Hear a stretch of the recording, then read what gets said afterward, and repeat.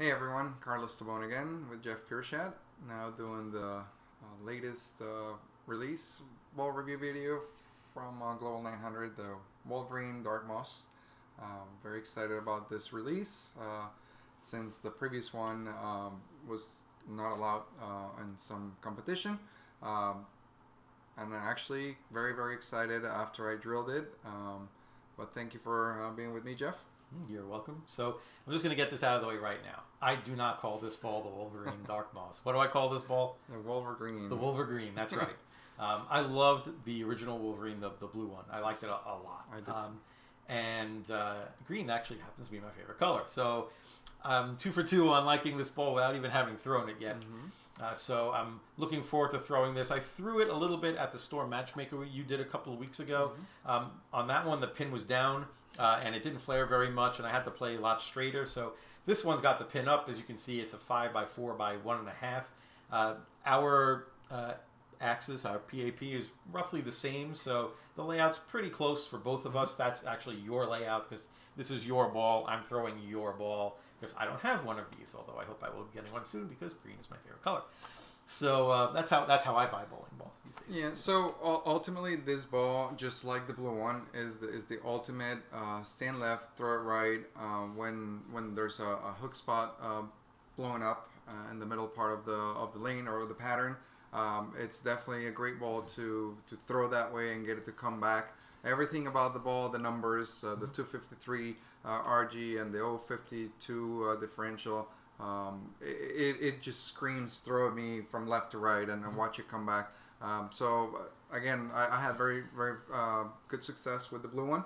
I actually used it at the Players earlier in the year, and it bailed me out whenever I had to get deep. So I was very excited to have another one that I could actually use in every competition that we're going to face. Right, so we're going to be doing a competition or a race to 4 strikes. Whoever gets 4 strikes first wins, but if we both strike in the same frame, neither of us gets a point. Right. Now, one other thing before I start the video. So the blue Wolverine came very high gloss polished out of the box.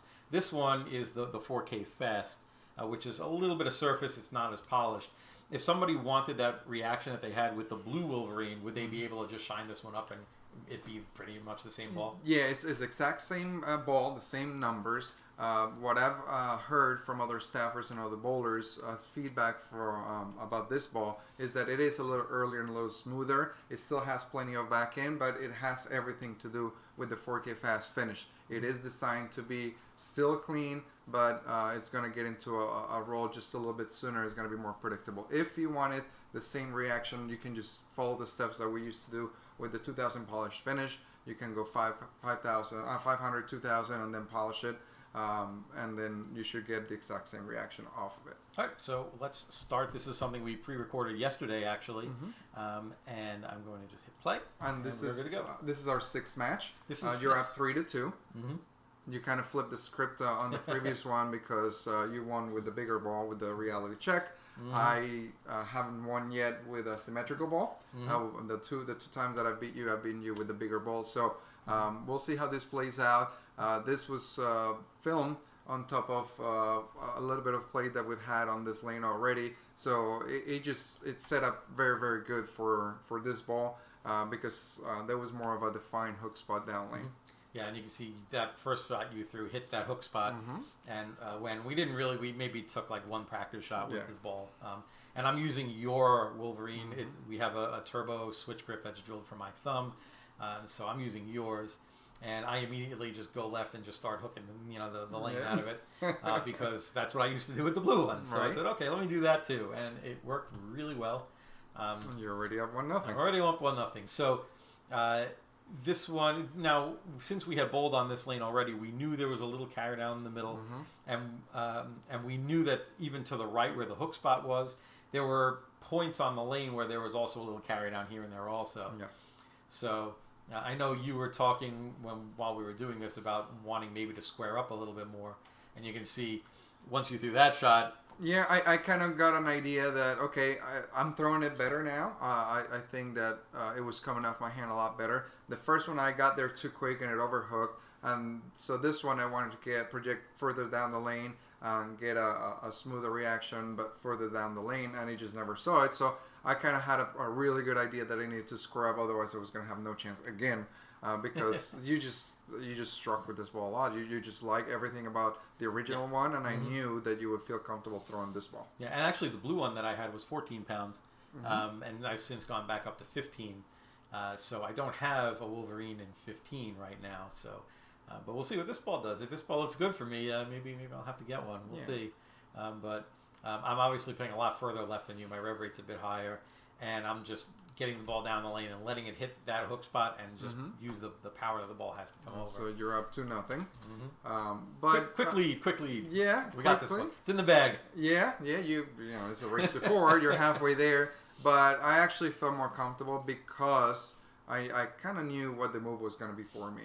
With the bigger ball, and when I got it there, it since it was pinned down, it actually labored. It didn't finish. I figure, okay, let me go the opposite way.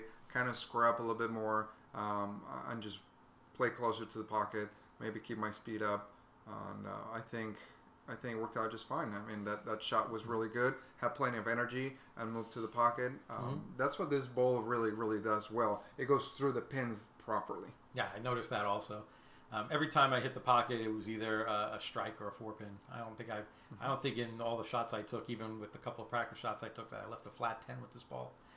The core really made it turn over well, and I like that, especially because I have to play. Generally I have to play pretty far left with this ball, so I need something that's going to just hit the spot and turn over. Right. So, for example, if I would have gone with a 4-inch pin to pop or 4.5-inch pin to pop, I would have asked for the ball to flare faster. However, this is not the type of ball that I'm going to use when there's a lot of oil. I'm going to have to cover bores, and so I do get more reaction down lane by putting the pin buffer smaller, and that's why I made it 1.5 inches. And you can see the ball actually transitions very well when it gets further down the lane. So we both struck on that frame, so neither of us get a point. I'm still up 2-0. Right, and you're still feeling comfortable because you really haven't missed with that ball. I've struck 3 times out of 3 shots so far. So. Right. I just want to make it competitive. I mean, the last one wasn't very good. Yeah, I rolled you over with the reality check, but you're looking a little better with this one. Absolutely, more solid. Yeah, solid. You actually got the same pin action twice in a row. You hit that like mixer kind of spot where it makes the pins dance around a little bit. Yeah. Well, I generally love that type of reaction because I can stay there, and I know eventually the lane's not going to get tighter. That spot might actually blow up more over time with more people bowling, and it eventually is going to go flush. So I like light mixer. I can stay there all day.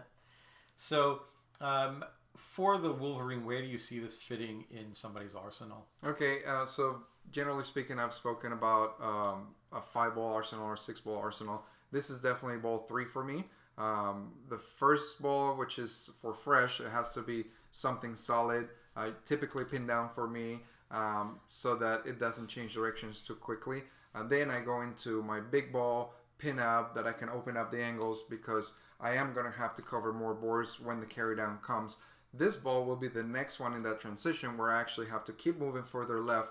But now I can't get it too wide because there's so much hook, right? So the ball itself is not going to get through. It's going to want to change direction. So I can actually create more angle and get it to come off the spot and just get through the pins the proper way. See, for me, I would probably have to make a decision whether I wanted to leave the ball at the box finish or shine it up. Correct. I would definitely leave the pin up where it is.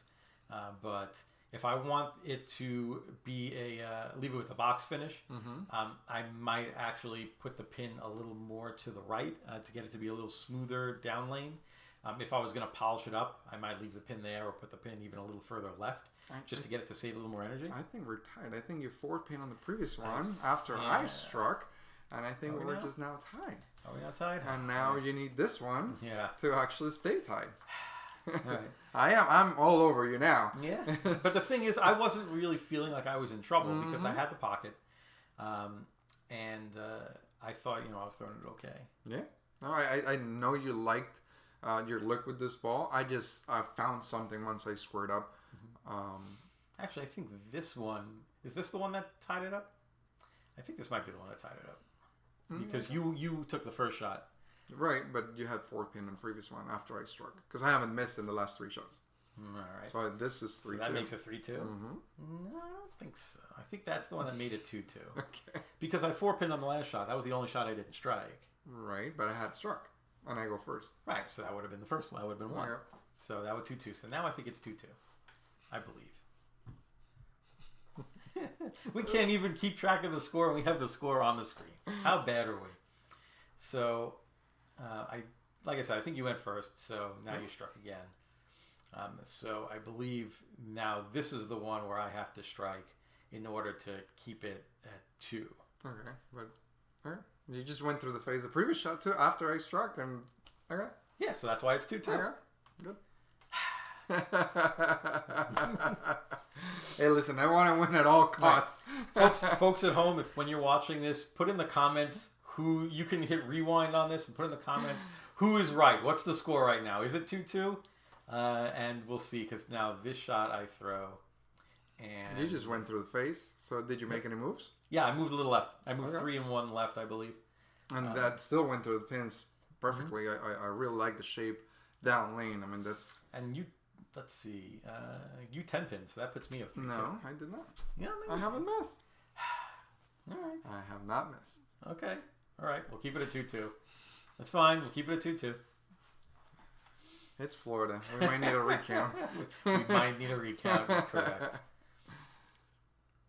I love how I matched the Coolwick shirt to the ball. That's why I threw it better. All right. Yeah, now I there's the 10, solid 10. Okay. right? So now I get up with a chance to take the lead. Okay. I'm on the same page. That was a solid 10. I see that. Okay. I agree with you. That's a 10. Okay, so did you, when you threw that ball, do you remember if you thought that was a good shot or not? I thought it was a great shot. I think I'm just comfortable. I might have overthrown it just a hair, but I'm not going to do anything different. I think that the ball reaction right now is really good. I struck several times in a row, and I just rang a 10-pin, and I think that some people, bowlers at home, might panic a little bit when they ring a 10, but generally speaking, I don't make a move off of that. Mm-hmm. So you go high flush, take the lead. Mm-hmm. So I have a saying that I like to say. It's your job as a bowler is not to throw strikes. A lot of people think it is. Mm-hmm. Your job as a bowler is only to give the ball the best chance possible to strike. If you've done that, you've done your job. Fair enough. So whether you strike or not, you can only do what you can do. What happens down the lane, the pins control that. After it's off your hand, you can't control it. You can only just do the best execution you can at the moment. Right. So you never really want to try to throw a strike. You just want to try to put yourself in the best position to get it done. And you can see I didn't make any adjustments. I just kept throwing it good. And the ball is just reading so much better that middle part of the lane, the end of the pattern. And it just gets off the spot really, really good. This is my favorite layout for a symmetrical pearl ball that I know I'm going to use when there's hook to the right. That's why I use that layout. Mm-hmm. No, I can see that. For me, I thought that I had a good look with this ball for sure. Mm-hmm. There were some times where I felt like I overthrew it a little bit, and it might have either skidded through a little, or I just caught too much of it, and it was a little more responsive than I thought it would be off the dry. Like, for instance, the one that went through the face, or that 4-pin. So we both strike, so we're still tied. So it's still 3-2. I still am in the position where it's, I guess, match point, right? If you don't strike, I can strike and win. Absolutely. So for this Wolverine, the last pearl ball that 900 Global released was the Altered Reality. Mm-hmm. And obviously that was asymmetric, and this is symmetric. How does this compare to that? So the Reality Series core is a much bigger. It's asym, like you said, but it has a much lower RGs in the 248s. This is 253, so it has a much higher RG. It wants to load more down the lane, get down the lane easier, and obviously being symmetrical is going to be also cleaner and more continuous. It does have a little higher differential than most of the balls that we've used in the past in this position. For example, the High Road Pearl, it's a ball that comes to mind. It's been very, very popular with the high RG because that's what you need when the lanes start hooking early. However, the differential on that is 047. This is in the 050s, 052 if I remember correctly. So it actually flares a little bit more. So it's going to allow you to open up more of the angle and still come back to the pocket. Yeah, I feel like this is really comparable to like a High Road Pearl Plus. Where now, since I 10 pinned and you struck, now it's tied at 3. Oh boy, we're getting down to the nitty gritty here. Right. I feel like this is, I have a High Road Pearl and I like it, but sometimes there's just too much volume for it. If I'm on a condition where I would like to use a High Road Pearl, but it's just not hooking enough, I would probably take this ball out. With the box surface or polished, either one. It's probably going to hook a little more off of the dry. It'll probably hook a little earlier also, just because it flares more. So this is a ball that I could just put right above that in the arsenal and just go from this to a High Road Pearl. And the tendency nowadays is to have more volume on the patterns. It seems like every so often the patterns, when they get adjusted, they just have more volume. And so balls like the High Road Pearl or the original High Road that were really, really good in that position, now they just don't see the lane properly. And so this is a great step up. Is more of a heavier roll, more roll in the middle, more hook in the middle. And so more people with different styles of play will benefit from this ball because it is going to pick up sooner, but still going to have plenty of back end. Yep, so now I need this one to stay alive. Yeah. And I thought I overthrew it a little bit, and you can see I absolutely overthrew it a little bit. Wow, what a comeback for me. Yeah, that was a pretty good comeback for you. I was up 2-0, and you came back and tied it up, and then I went up 3-2, and you tied it up again, and you fought like a bulldog there, I would say. So, but yeah, I definitely overthrew that last one. Maybe got it out a little too. Maybe didn't get it out enough into the dry. But you know, that's you gotta when you have ball speed like mine, you have to be careful. No matter how strong a ball you're throwing, that you don't just juice it too much. And I gave this one a little extra juice. The one thing just to close that I wanted to point out is the fact that at no point in this video when we didn't throw it as good as we could, we got in trouble. We didn't leave anything that wasn't makeable.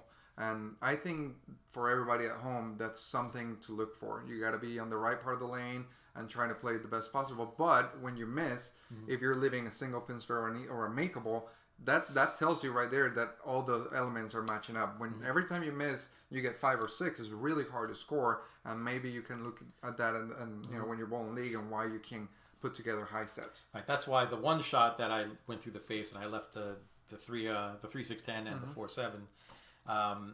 That's when I knew I was in the wrong place because I missed. I made a bad shot and it was awful. The result was awful. So I knew I had to move. And once I moved, I was fine.